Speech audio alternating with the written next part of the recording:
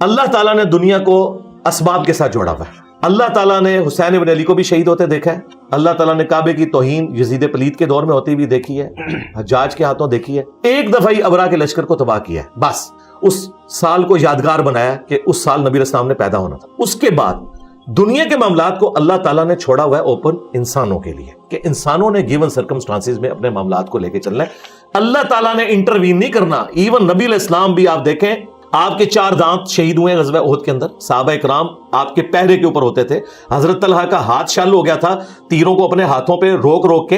اللہ تعالیٰ نے اس طریقے سے ڈائریکٹلی آگے حفاظت نہیں کرنی, دنیا کو اسباب کے ساتھ جوڑا ہوا ہے. صحابہ اکرام علیہم رضوان نبی علیہ السلام کے لیے اسباب کا معاملہ تھا, تو یہ اسباب کے ساتھ اللہ تعالیٰ نے کبھی یہ نہیں کرنا کہ اس نے اوپر سے کوئی ایسی چیز نازل کرنی ہے کہ کعبے کی حفاظت ہو جائے.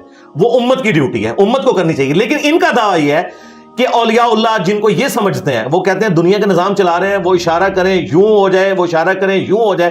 تو چونکہ ان کا یہ دعویٰ ہے, پھر ہم ان سے پوچھتے ہیں کہ بھئی آپ کے بزرگوں کے مزارات کے اوپر ہرون چرس بکتی ہے, سارے پوڈری چرسی وہاں آ کے بیٹھتے ہیں, تو وہ کیوں نہیں روکتے؟ یہ ہمیں کہتے ہیں جی کعبے میں بھی تو جیب کٹتی ہے. ہم کہتے ہیں کعبے میں کٹے گی, کیونکہ کہیں نہیں لکھا ہوا کہ کعبے میں یہ کچھ ہوگا تو اللہ تعالیٰ بچا لے گا. لیکن آپ کا دعویٰ ہے کہ داتا صاحب اس طریقے سے ایک بندے نے ایک چیز چوری کی تھی, انا ہو گیا. ہوں کیوں نہیں انا ہوتا؟ ٹھیک ہے, داتا صاحب نے 1965 میں راوی کے پل پہ آ کے بم پکڑ لیے, اس کے اپنے مزار کے اوپر 65 بندے شہید ہو گئے. ہاتھ میں اس نے کیش ڈراپ کر دیا اور ڈائیں مار کے وہ 65 کے پل کو پکڑتا تھا اور بچاتا تھا. یہ سب کچھ جھوٹ ہے.